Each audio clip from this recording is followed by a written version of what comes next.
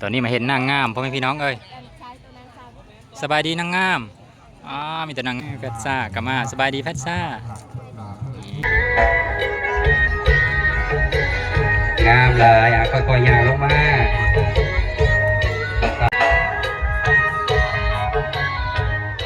มื้อนี้พาทุกคนมาเบิ่งบรรยากาศการเตรียมงานบุญกระบองใหญ่อยู่บ้านโพนงามเมืองอัศพรแขวงสะหวรรณเขตมองนี้ไปหากระโตเมืองอัศพรก็15 กิโลกว่าๆถ้านับตั้งแต่สะพานมิตรภาพไทยลาวแห้งที่2มุกดาหารสะหวรรณเขตจนมาวันนี้ก็109 กิโลประมาณนี้เด้องานบุญกระบองใหญ่นี่นะเป็นของชนเผ่าบลูหรือว่าชนเผ่าลาวเทิงเด้อพ่อแม่พี่น้องได้ข่าวว่าชนเผ่าบลูทางฝั่งไทยบุกละมาโฮมนำบ่ลื่นแนวใดก็รอติดตามเบิ่งนำเด้อมื้ออื่นผู้ใดละมาโฮมงานเพิ่นหรือว่ายูทูบเบอร์ทั้งหลายสิมาถ่ายคลิปกะมื้ออื่นนี่ต้องให้ฮอดมองงานก่อน 12 โมงเป็นการดีเด้อเพราะว่าช่วงบ่ายนี่เพิ่นก็เริ่มเต็มจะแห่แล้วนะอันนี้ก็น้องๆม.ปลายจากม.ส.พลงามเจ้าภาพเพิ่นเองเพิ่นก็กำลังซ้อมเดินแบบได้เพราะว่ามื้ออื่นนี่มีเดินแบบมีฟ้อนทรงแรงๆด้วยทรงคำเพิ่นมีเดินแบบตอนนี้มาเห็นนางงามพ่อแม่พี่น้องเอ้ยสบายดีนางงามมีแต่นางงามทั้งหมดพุ่นน่ะน้องทิพย์นางงามประจำเมืองอัศพรซุมเฮากับมาแล้วนี่ขาดมีได้แล้วนี่ตอนนี้เมื่อกี้นี่เพิ่นซ้อมแห่คอยละมามีท่านพ่อแม่พี่น้องเอ้ยซ้อมแห่กระบองใหญ่มาสนามพิธีมองนี้นะมามองประลำพิธีมองนี้คอยละมามีท่านซ้ำที่พิเศษไปกว่าหันก็คือเพิ่นมีการแห่พระไตรปิฎกนำได้พ่อแม่พี่น้องเอ้ยเพิ่นเอามาแต่เวียงจันทน์เพิ่นบ่รอติดตามมื้อนำเดียวมื้ออื่นนะคือละคึกคืนอยู่ดอกเจ้าภาพทั้งหมดพุ่นน่ะโอ้ยมีแต่ผู้งามๆทั้งหมดโอ้มาแล้วเนาะสาวนี่กะคุณนะผู้สาวเวียงจันทน์ทั้งหมดตัวนี้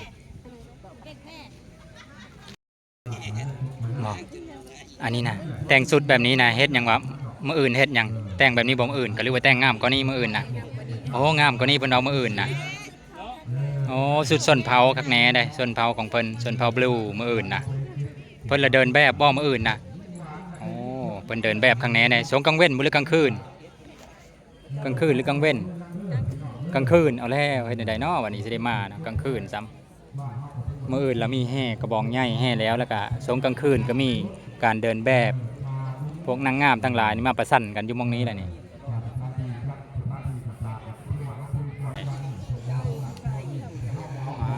น้องทิพย์ก็งามอันนี้น้องทิพย์คน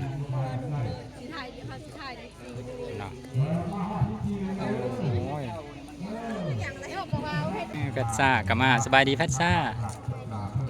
น้องแพทซ่าฮอดปีแล้วตัวมีหน้าที่เฮ็ดพี่เลิฟมื้อนี้นั่นซ้อมฟ้อนบ่ซ้อมเดินซ้อมยางมื้ออื่นแล้วมียางตกอ่ะส่งกลางคืนนะบ่กลางเว้นได้เฮ็ดเพิ่นให้กลางเว้นมีหน้าที่เพิ่นโตกลางเว้นมื้ออื่นน่ะเฮ็ดเพิ่นโตมีได้เฮ็ดโอ้ยางก็มื้อแรงพุ่นเนาะแสดงว่ามากะโตกับมาดินซื่อๆเนาะมื้ออื่นมาเต็มซื่อส่งกลางคืนผู้ใดยังเห็นน้องแพทซ่ายางเดินแบบงามๆเฮาเบิ่งอย่าลืมอย่าพลาดเด้อคันถ้าผู้ใดยังบ่ทันได้มีแผนไปใส่กะมื้ออื่นเจอเดียวอยู่นี่เด้อมื้ออื่นเด้อนี่เวทียิ่งใหญ่เลยนี่เนาะตอนนี้น้องทิพย์ก็กำลังเจอน้องๆเขาเพราะว่าน้องทิพย์นี่เป็นรุ่นพี่แล้วเราละเรื่องเดินแบบนี่เราผ่านหลายสนามแล้วจนเป็นนางงามประจำเมืองอัศพรแล้วน้องๆเขากำลังเตรียมซ้อมอยู่ตอนนี้นะคุณนะอยู่เวทีพวกนำทีมโดยครูเอเพิ่นความรู้เกี่ยวกับเดินแบบในเรื่องความงามบ่ในเรื่องพิธีต่างๆนี่เพิ่นชำนาญครูเอได้ข่าวว่าเพิ่นสิจัดอลังการกว่าปีอื่นๆได้พ่อแม่พี่น้องสงคำนี่เพิ่นกำลังซ้อมอย่างหนักเลยเมื่อแรงก็ซ้อมอีกทางเจ้าเมืองเพิ่นผู้รักผู้ใหญ่เพิ่นก็ทางเมืองอัศพรซุมเฮาก็เพิ่นก็มากำลังเจอมาวางแผนกฎระเบียบต่างๆเรียบร้อยแต่เมื่อนี้เลยนี่ทางตำรวจเพิ่นก็มาคือเดียวแต่เพิ่นไม่ได้เสื้อสุดตำรวจดอกพุ่นน่ะงามประลำพิธีเพิ่นก็ได้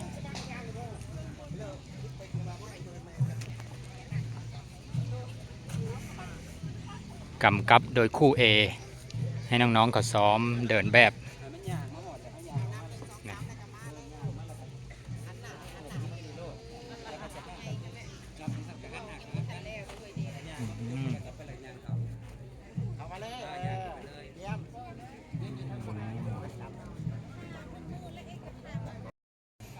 อ้เต็มอยู่ทั้งหลังพี่พ่อแม่พี่น้องพุ่นนะเตรียมขึ้นฟ้อนเตรียมขึ้นเดินแบบนะซ้อมยังหนักแล้วบัดนี้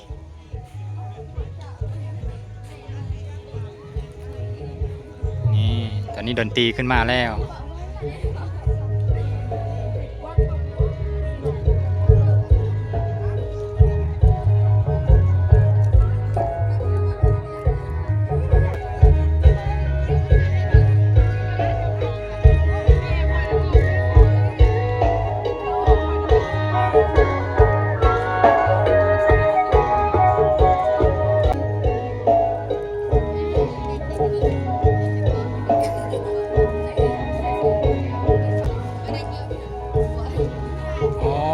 ผู้สาวงามๆทั้งหมดขนาดเพิ่นมีทันได้แต่งได้นี่ใดเมื่ออื่นแล้วเพิ่นแต่งนี่ซ้ำนี้เราเริ่มแล้วซ้ำนี้ประมาณ4 โมง5 โมง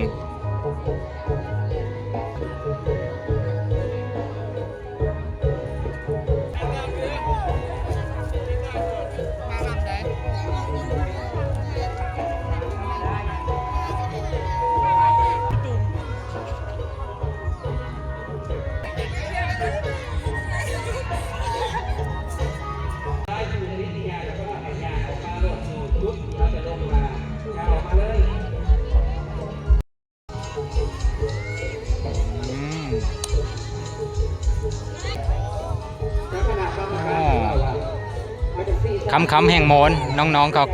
แห่งซ้อมนัก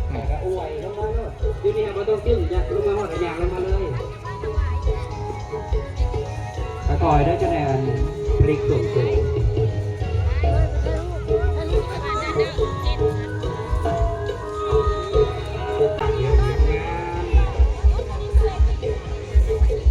แต่ว่าหุ้นเราบ่อยซะงานนะที่ซะอย่างมากที่มีจุดหมายทำไปน้อยนึงอย่างมากปฏิบัติปัญหาที่มันช่วยเหลือกันเด้อ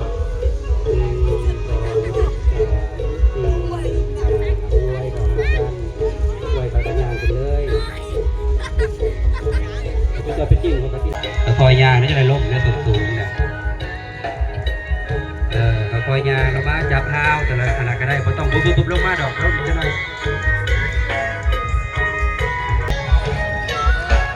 จึ๊บหันหน้าพี่แนวแขกนี่จะให้แนมมันกว่าใต้ตายิ้มเลยนับ1 2 3 4 5อวยกับหากันการประดับกับบอกการปั้นเลยอยู่สิ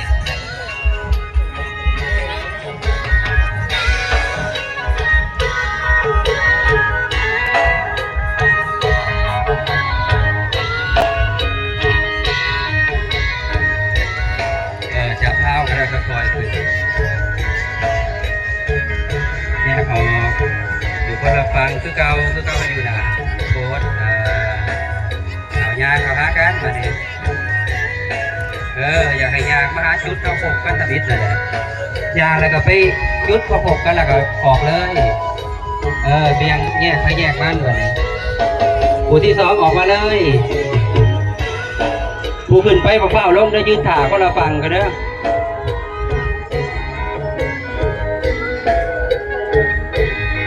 มาเลย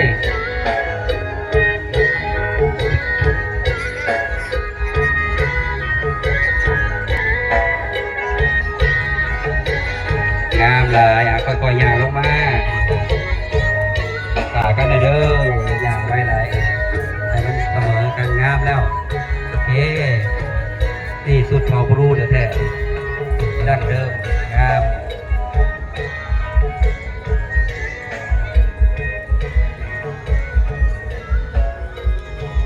อยากมาหอบพรมสุดพรมแล้วก็จุดน้อยหนึ่งแล้วก็แนมเบิ่งบรรดาแขกแล้วก็ยิ้มให้เพิ่นเนาะจัดต้มน้อยหนึ่ง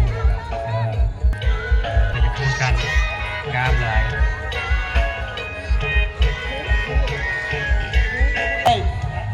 ลงมาเลยคอยซ่าแทงต้องมาให้ต่อกันนะเองขับเลยเนาะมีวงดนตรีมีหมอ มหรสพครบงานหลายอย่างเติมได้พ่อแม่พี่น้องช่วงกลางคืนก็ได้มีขายเครื่องขายของขายเสื้อผ้าก็มีหมดมื้ออื่นสำคัญอีกอย่างหนึงก็คือมีพิธีห้องรับเอาบุญกระบองใหญ่ของชนเผ่าบลูเขตพลงามนี่นะเป็นมรดกแห่งชาติระดับท้องถิ่นด้านวัฒนธรรมแน่มื้ออื่นนะก็ขอแสดงความยินดีนำพี่น้องเผ่าบลูเฮาเด้อแล้วก็คันถ้าผู้ใดอยากอยู่เบิ่งเพิ่นไต่กระบองหรือว่าเพิ่นจุดกระบองที่แห่มันนะกระบองใหญ่ๆนั่นน่ะประมาณเที่ยงคืนนี่ล่ะเพิ่นลบลัดตัดตอนมาแต่เก่าล่ะระดับตี3หรือว่าบ่าย3โมงทรงจะแจ้งเพิ่นยังจุดนะบัดนี้เราเพิ่นเปลี่ยนใหม่แล้วเอาเป็นว่าเฮาสู่คนเจอเดียวอยู่หั่นเด้อมื้ออื่นเด้อ